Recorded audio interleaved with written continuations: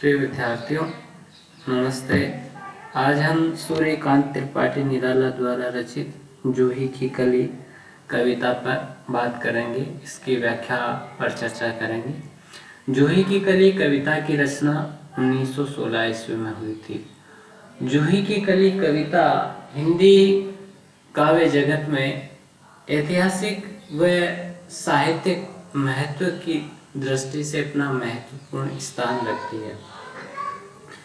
इस कविता में हिंदी काव्य धारा के युग परिवर्तन का संकेत निहित है। भाव हो, भाषा हो, शिल्प, सभी दृष्टियों से ये कविता जो है, कविता के क्षेत्र में परंपरागत स्थापित संस्कारों और प्रतिमानों से मुक्ति और उनके प्रति विद्रोह का स्वर लिए हुए है। 1916 का रचना काल हिंदी काव्य जगत में अगर देखा जाए तो द्विवेदी युग के नाम से जाना जाता है। और द्विवेदी युग में जो मुख्य साहित्यिक प्रवृत्तियां थी वो नैतिकता, आदर्शवादिता, आचार विचार की प्रधानता, इतिवृत्तात्मकता थी।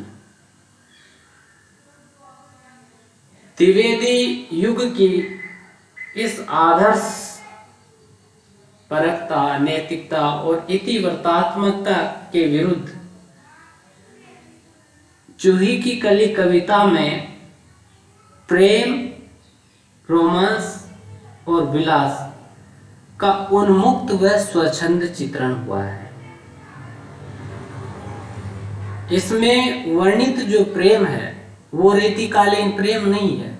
इसमें प्रेम का उपादान मनुष्य नहीं है बल्कि प्रकृति है। प्रकृति के माध्यम से प्रेम के सूक्ष्म व स्वच्छंद चित्रण इस कविता में चित्रित किए गए हैं। प्रकृति के माध्यम से स्वच्छंद प्रेम की अप्रतिम मनोहर अभिव्यक्ति इस कविता में हुई है।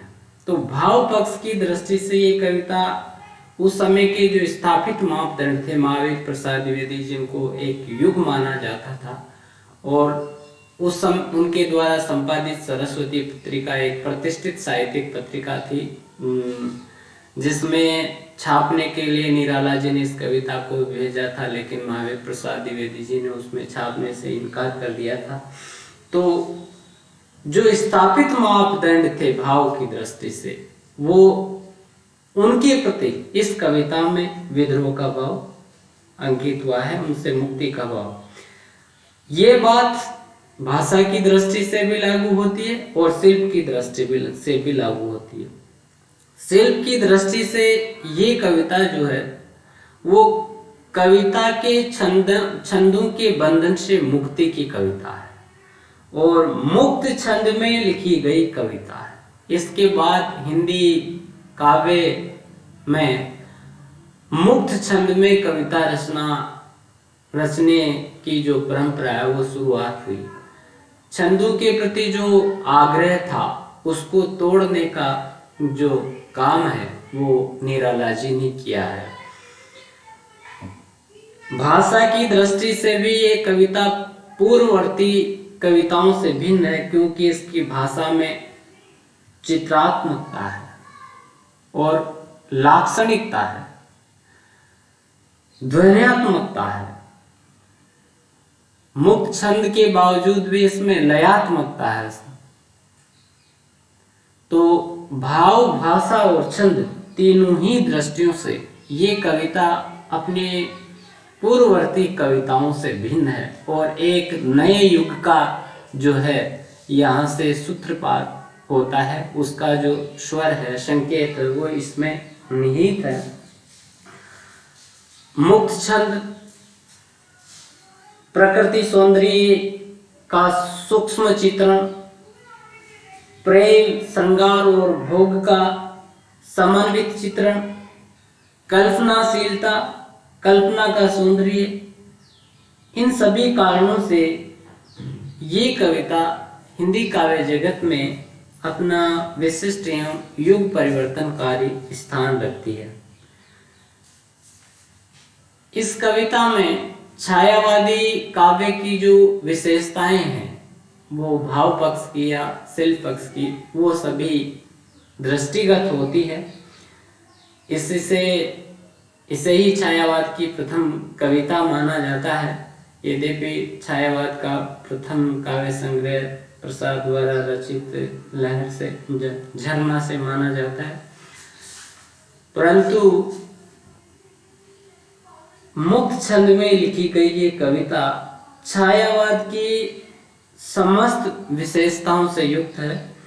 चाहे वो प्रकृति सौंदर्य का सूक्ष्म अंकन हो, स्वच्छंद प्रेम के सूक्ष्म चित्रण हो, कल्पनाशीलता हो, कलात्मकता हो, लाक्षणिकता हो, चित्रात्मकता हो, ध्वन्यात्मकता हो, बिंबात्मकता हो, मानवीकरण हो, छायावादी ये सभी विशेषताएं इस कविता में परिलक्षित होती है, दिखाई देती है।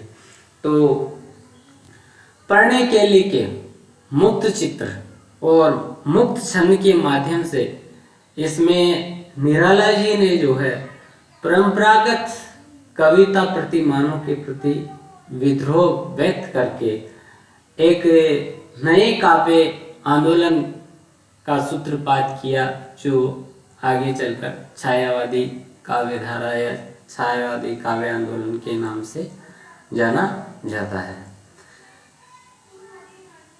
इस कविता में कवि ने प्रकृति पर मानवीय चेतना का आरोपण किया गया है। प्रकृति के माध्यम से इसमें प्रेम का चित्रण किया गया है और इसमें जूही की जो कली है उसको एक नायिका और उस पवन को, हवा को उसका प्रियतम नायक माना गया है, रूप दिया गया है, प्रतीक बनाया गया है। तो जूही की कली नायिका और नायक पवन के प्रेम, उनके संयोग व भोग के जो चित्र है वो इस कविता में चित्रित हुए हैं। सार रूप में हम इस कविता को यूं देख सकते हैं कि जूही की कली नायिका वे कोमलांगी और तरुणी नायिका वल्लरी पर पत्तों की गोद में आंखें बंद किए हुए सोई है और वसंत की ऋतु है, रात्रि का समय है। उसका प्रियतम जो है वह उसको छोड़ करके मलय प्रदेश में चला गया है। नायिका अपने प्रियतम के प्रेम के स्वप्न में मगन है, उधर नायक को भी प्रियतमा से बिछुड़न से मिलन की, संयोग की मधुर स्मृतियां याद आती है और वह जो है तुरंत मिलन के लिए उत्कंठित होकर के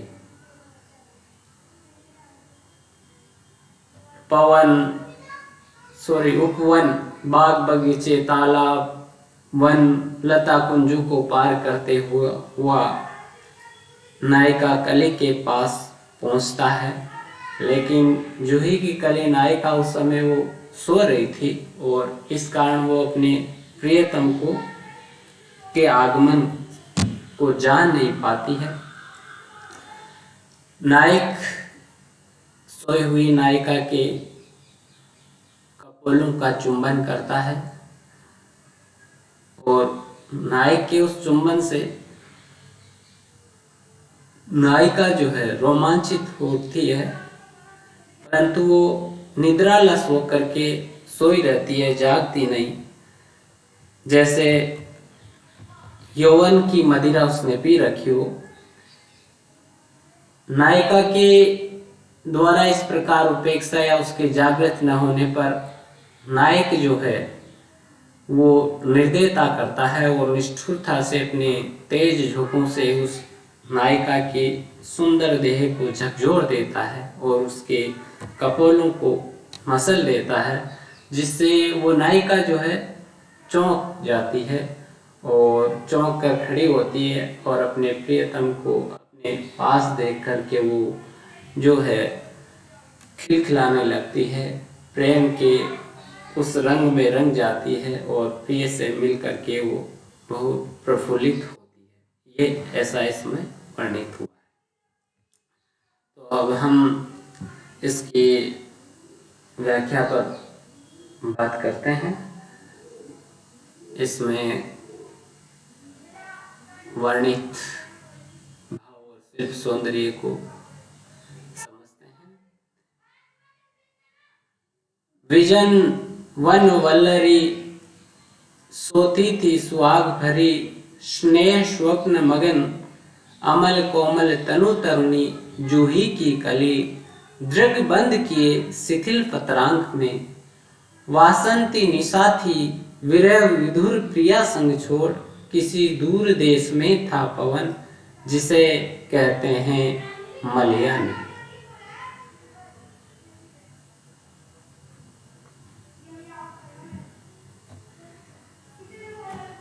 वासंती निशा थी, बसंत ऋतु निराला की प्रिय ऋतु है और इस कविता में निराला की प्रकृति निरीक्षण की जो शक्ति है, प्रकृति के सूक्ष्म सौंदर्य को निरीक्षण की जो शक्ति है वह भी परिलक्षित हुई है। निराला देखते हैं कि बसंत ऋतु में जो है संपूर्ण प्रकृति मानो प्रेम के रस से भर जाती है और मंद मंद चलने वाली जो हवा है वो फूलों को कलियों को हिलाती ढुलाती हुई बहती है। निराला को इसमें केवल निर्जीव क्रिया नहीं लगती है, वो इसमें सजीवता के दर्शन करता है और जूही की कली को वो प्रेम विह्वल युवती के रूप में, नायिका के रूप में देखता है। तो कहते हैं, निराला जी कहते हैं कि विजन वन वल्लरी सोती थी सुहाग भरी, स्नेह स्वप्न मगन। विजन यानी सुनसान, विजन जन से रहित, निर्जन सुनसान, वल्लरी यानी लता बेल, सुनसान निर्जन वन में लता या बेल पर, बेल रूपी सैया पर सोती थी सुहाग भरी, सुहाग भरी सौभाग्य से भरी हुई। वो सौभाग्यवती जो जूही की कली नायिका है वो स्नेह यानी प्रेम, अपने प्रियतम के प्रेम स्वप्नों में मग्न होकर के सो रही थी। जूही की कली नायिका को सुनसान जंगल में वल्लरी की सैया पर प्रियतम के स्वप्न में मगन सोया हुआ इन पंक्तियों में चित्रित किया गया और वो सौभाग्यवती थी। सौभाग्यवती उसका प्रियतम था, यद्यपि वो उस समय बाहर गया हुआ था। यूं कहें कि उसके मांग में जो है प्रियतम का सिंदूर था। और इसको अपन प्रकृति की दृष्टि से देखें तो जूही की कली में जो कली है उसके बीच में लाल लाल सी छोटी सी संरचना होती है, उसको ही मानो सुहाग बताया गया। और निराला जी की सूक्ष्म प्रकृति निरीक्षण की जो शक्ति वो इससे पता चलती कि सुहाग भरी थी, सौभाग्यवती। अमल कोमल तनु तरुणी जूही की कली। अमल, अमल मल से तो निर्मल स्वच्छ, जूही की कली, जूही के फूल का रंग सफेद होता है, तो उसकी जो स्वच्छता है, उसकी जो शुभ्रता है, उसकी जो ध्वलता है, वो इस शब्द में नहीं था। अमल, कोमल, कोमलांगी। तनु, तनु का अर्थ होता है पतला दुबला, कृषकाय। तरुणी, युवती, जूही की कली। यहाँ पर जूही की कली नायिका के सौंदर्य को चित्रित किया है इस पंक्ति में निराला जी ने, कि वो शुभ्र कांति से युक्त, कोमलांगी, कृषकाय युवती, जूही की कली सुनसान जंगल में वल्लरी की सैया पर अपने प्रियतम के प्रेम स्वप्न में मगन होकर के सोए हुई थी। दृढ़ बंद किए शिथिल पत्रांग, आंखें बंद किए हुए शिथिल पत्रांग, कली के चारों ओर जो पत्र होते हैं जिन से वो निकलती है, प्रस्फुटित होती है, तो उस पत्रांग को इसमें पत्र की गोद में, पत्तों की गोद, आंखें बंद करके वो सो रही थी।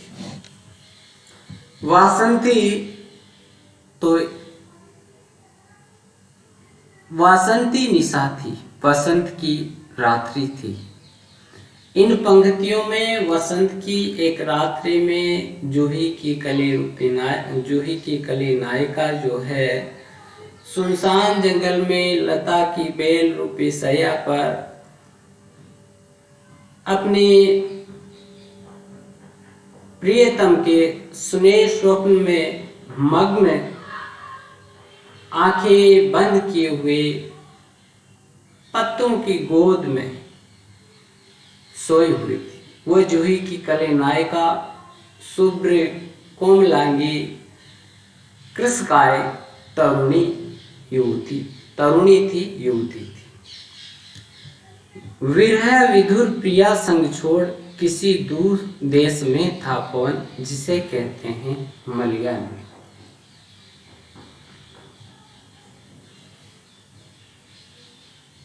यहाँ पर पवन को उसका नायक बताया गया। विरह विदुर प्रिया संग छोड़, विरह विदुर का अर्थ है जिसकी पत्नी मर गई हो। विरह विदुर, विरह के कारण जो जिसकी स्थिति विदुर के समान थी। नायक जो पवन था वो अपनी प्रियतमा, अपनी प्रिया जूही की कली नायिका का साथ छोड़ करके दूर देश मलय प्रदेश में बसा हुआ था। मलय प्रदेश में था जिसे मलयानिल कहते हैं।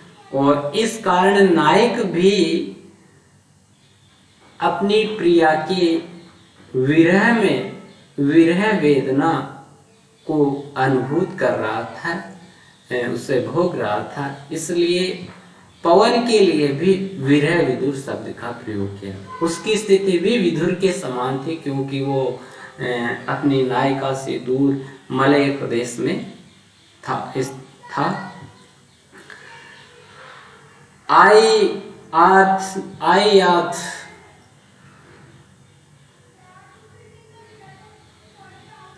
आई याद बिछुड़न से मिलन की वह मधुर बात, आई याद चांदनी की धुली हुई आधी रात, आई याद कांता की कंपित कमनीय गात।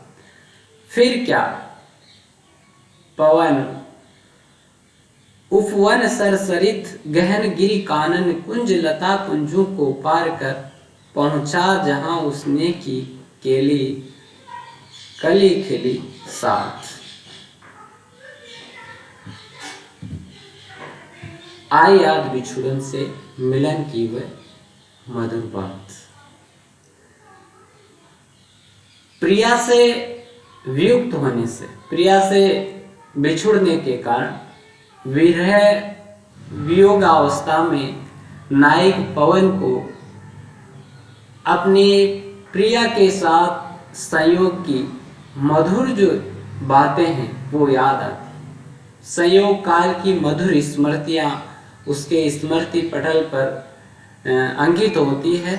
और आई याद चांदनी की धुली हुई, चांदनी की धुली हुई, और उसे वसंत के उस रात्रि में शुक्ल पक्ष की शुभ्र चांदनी से ध्वल जो रात्रि है वो याद आती है। चांदनी के कारण शुभ्र उज्जवल रात्रि जो प्रकाशमान हो रही थी वो उसे याद आती है। और आई याद कांता की कंपित कमनी ये का चांदनी की जिस शुभ्र श्वेत ध्वल रात्रि में उसने अपनी कांता यानी प्रियतमा पत्नी की का प्रथम स्पर्श किया था और प्रथम स्पर्श के समय उसका जो कंपन युक्त सुंदर शरीर उसने देखा था, वो नायिका का कंपन युक्त सुंदर शरीर उसके स्मृति में आता है, उसकी याद आती है। तो चांदनी से निर्मल और सुशोभित आधी रात में प्रिया की और उसके पुलका अतिरेक से कांपते हुए सुंदर शरीर की याद आती है। कमनीय सुंदर, फिर क्या। और इसके बाद जो है पवन उपवन सर सरित गहन गिरी कानन कुंज लता पुंजों को पार कर। फिर क्या है, धवल शुभ्र रात में प्रियतमा के सहयोग की उसके पुलकातिरेक से कंपित देह की याद आने से पवन जो है वो मिलन के लिए उत्कंठित हो जाता है और प्रेमातुर होकर के मिलनोत्कंठा से उत्कंठित होकर के पवन अपनी नायिका अपनी प्रियतमा से मिलने के लिए चल पड़ता है। और वो मार्ग में उपवन बगीचे सर तालाब सरित नदियां गहन यानी गहरे गिरी पर्वत कानन जंगल कुंज लता पुंज लताओं के पुंजों को समूह को पार करता हुआ अपनी नायिका के पास पहुंचता है। और नायक के पहुंचने से नायिका जो है वो खिलती है और उसके साथ क्रीड़ा होती है। यहाँ हम देखें कि पवन जो है नायिका से मिलन के लिए चलता है तो मार्ग में उसे सुखदायक और दुखदायक दोनों ही तरह के दृश्य हैं। एक ऐसे दृश्य हैं जो आकर्षित कर सकते हैं और उनके आकर्षण में वह अपनी प्रियतमा के उस प्रेम को विस्मृत कर सकता है। उपवन है, सर है, सरित है, लता कुंज है। बाधाएं हैं, बाधाएं भी है, दुर्गम गहन यानी गंभीर पर्वत है, जंगल है। तो उन आकर्षणों और बाधाओं से बिना किसी तरह से वो विचलित हुए, उनकी परवाह न करके उन सबको लांघता हुआ मिलनोत्कंठित नायक अपनी नायिका जूही की कली के पास पहुंचता है और कली खिली हुई कली के साथ रति क्रीड़ा होती है।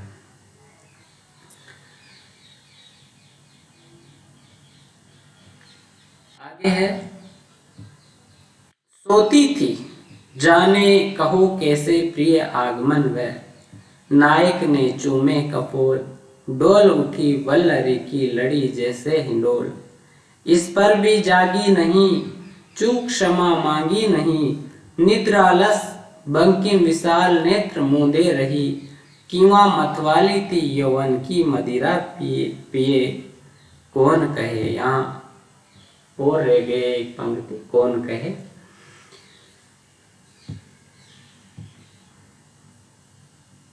सोती थी, जिस समय नायक पवन नायिका जूही की कली के पास पहुंचता है तो नायिका अपने प्रियतम के प्रेम के स्वप्न में मग्न होकर के सो रही थी और इस कारण वह अपने प्रियतम के आगमन को कैसे जान सकती थी। वो अपने प्रियतम के आगमन का उसे पता नहीं चलता है। तो नायक ने चूमे का फूल, नायक जो है प्रेम आतुर होकर के अपने प्रियतमा के जूही के गले के गालों को चूमता है।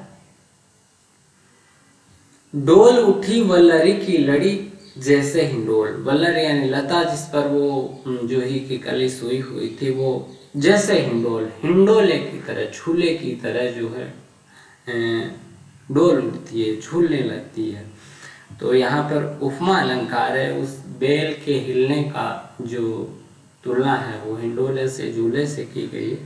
नायक प्रेमातुर होकर के नायिका जूही के गले के कपोलों को का चुंबन करता है और नायिका चूंकि उस समय नायक के प्रेम के स्वप्न में मगन थी तो मानो वो स्वप्न में ही जो है नायक के चुंबन का दृश्य देख रही थी। इस कारण वो जो है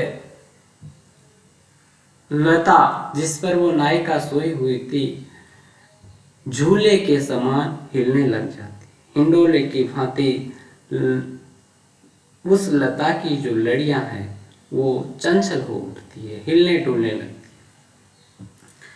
इस पर भी जागी नहीं, चूक क्षमा मांगी नहीं।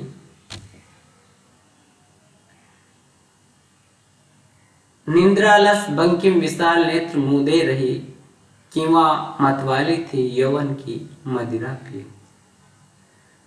नायक के द्वारा कपोलों का चुंबन किए जाने पर और झूले की तरह चंचल होने पर भी वह जागी नहीं और जागकर अपने प्रियतम की उपेक्षा के कारण, उससे जो धृष्टता हो रही थी, उससे जो अपराध हो रहा था, उसके लिए भी वो किसी प्रकार की क्षमा मांगती नहीं। नायक जब चला था तो उसे विश्वास था कि नायिका जो है मंद मुस्कान के साथ उसका स्वागत करेगी, लेकिन नायिका सोई हुई है और नायक उसको जगाने के लिए उसके कपोल चुंबन करता है। इस पर भी नायिका सोती रहती है तो नायक को इससे अपमान महसूस होता है और इस अपमान पर उसे लगता था जैसे वो क्षमा मांगेगी, लेकिन चूक क्षमा भी कोई मांगती नहीं है, बल्कि निद्रा लस बंकिम विशाल नेत्र मूंदे नहीं। निद्रा तंद्रा में, निद्रा के आलस्य में, यहाँ तंद्रा तो नहीं कहें क्योंकि वो प्रगाढ़ निद्रा में सो रही थी। निद्रालस बंकिम विशाल नेत्र, और आलस्य के कारण, निद्रा के कारण आलस्य से भरे अपने विशाल जो नेत्र है उनको बंद किए रहती है। क्या पता वो निद्रा के कारण, आलस्य के कारण अपने नेत्रों को बंद किए हुए थे या यौवन की मदिरा पी करके मतवाली थी, मदमस्त होकर के सो रही थी। यौवन की मदिरा में तृप्त होकर वो मदमस्त हो गई थी और उसे सुध बुध नहीं थी। ये कवि ने यहाँ पर कीवा शब्द का प्रयोग किया है और ये संदेह अलंकार कि नायिका, नायक के द्वारा कपोल चुंबन किए जाने पर भी जागती नहीं, तो क्या कौन जाने वो निद्रा के कारण, आलस्य के कारण अपने नेत्रों को बंद किए हुए थी या यौवन की मदिरा पिए हुए होने के कारण मदमस्त थी और सो रही थी। तो इसमें संदेह अलंकार का प्रयोग हुआ है। प्रियतमा के इस तरह से व्यवहार से नायक द्वारा, पवन द्वारा जूही की कली नायिका का कपोल चुंबन किए जाने के बाद भी जब वह नायिका जागती नहीं है तो नायक निर्दयी हो जाता है, वह उपेक्षित महसूस करता है और इसलिए वो निर्दयी हो जाता है और अपनी नायिका के साथ निष्ठुरता करता है। निर्दयी उस नायक ने निपट निठुराई की, उसके हृदय की जो सरस कोमल भावनाएं हैं वो उपेक्षा के कारण, नायिका की उस उपेक्षा के कारण जो है निर्दयता में बदलती है और वो निपट यानी बिल्कुल निठुराई अपनी प्रियतमा के साथ बिल्कुल निष्ठुरता से पेश आता है, अत्यंत निष्ठुरता से पेश आता है। झोंकों की झड़ियों से सुंदर सुकुमार देह सारी झकझोर डाली, और उसने अपने तेज झोंकों के प्रहार से, उसकी झड़ियों से, झड़ी ऐसे बरसात की होती है लेकिन लगातार, तो तेज हवा के लगातार झोंकों की झड़ियों से जूही की कली नायिका की सुंदर और कोमल देह को झकझोर दिया। मसल दिए गोरे कपोल को, और उसके गोल और श्वेत गोरे कपोल जो है वो निर्दयता के साथ मसल दी। चौंक पड़ी युवती, और नायक द्वारा इस तरह से देह को झकझोर दिए जाने से और कपड़ों का मर्दन किए जाने से वो नायिका जो है चौंक जाती है और चकित होकर के चितवन यानी दृष्टि, अपने चारों ओर दृष्टि फेर करके देखती है। हेर प्यारे को सेज पास, और अपने प्रियतम को अपनी सेज के सैया के पास देख करके नम्र मुखी हंसी खिली, नम्र मुखी नीचे मुंह करके हंस पड़ती है और खेल रंग करे संग, और प्रियतम के साथ प्रेम के रंग खेल खेल करके वो खिलखिला उठती है, खिल उठती है, हंस उठती है, प्रफुल्लित हो जाती है। तो इस कविता में कवि ने प्रेम का चित्रण किया है, लेकिन प्रेम के इस चित्रण के लिए उसने मनुष्य को नहीं, प्रकृति को उपादान बनाया है, और प्रकृति के मानवीकरण के माध्यम से प्रेम सौंदर्य का चित्रात्मक वर्णन इसमें कवि ने किया है। इससे निराला जी की जो प्रकृति निरीक्षण की शक्ति है उसका पता चलता है। प्रकृति के सौंदर्य का निरीक्षण निराला कितनी सूक्ष्मता से करते हैं कि बसंत में ऋतु में जूही की कलियां खिलती है और हवा चलती है, उनकी हवा मंद मंद सुरभित हवा चलने से कलियां खिलती है, वो हिलती डुलती है, चंचल होती है, कभी कभी हवा तेज भी चलती है तो वो तेजी से हिलने डुलने लगती है। इसी में कवि ने जूही की कली नायिका के वियोग, नायक पवन के मिलन की उत्कंठा और उनके संयोग के जो चित्र है वो खींच दिए हैं, और प्रेम का बहुत ही सूक्ष्म अंकन इसमें उन्होंने किया है, स्वच्छंद प्रेम।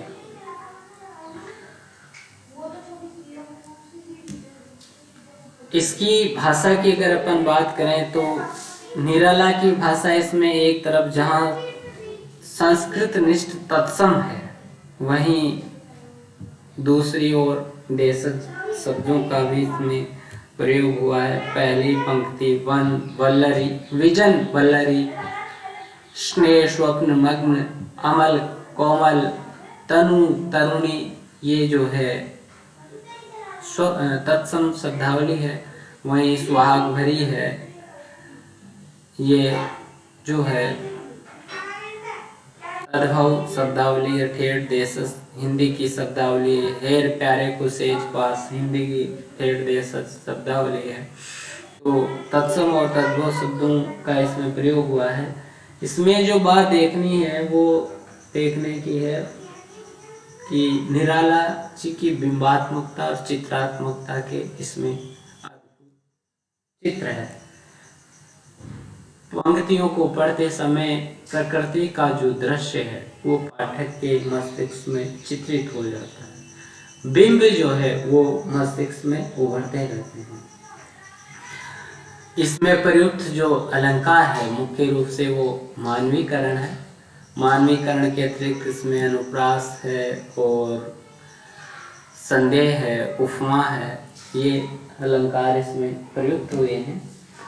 तो निराला की ये जो कविता है वो उनके सूक्ष्म प्रकृति निरीक्षण शक्ति, प्रकृति सौंदर्य का सूक्ष्म चित्रण, स्वच्छंद प्रेम की अभिव्यक्ति, उनकी कल्पनाशीलता, कलात्मकता, बिंबात्मकता, लाक्षणिकता और चित्रात्मकता से युक्त है और छायावाद की सभी विशेषताओं से ये परिपूर्ण है।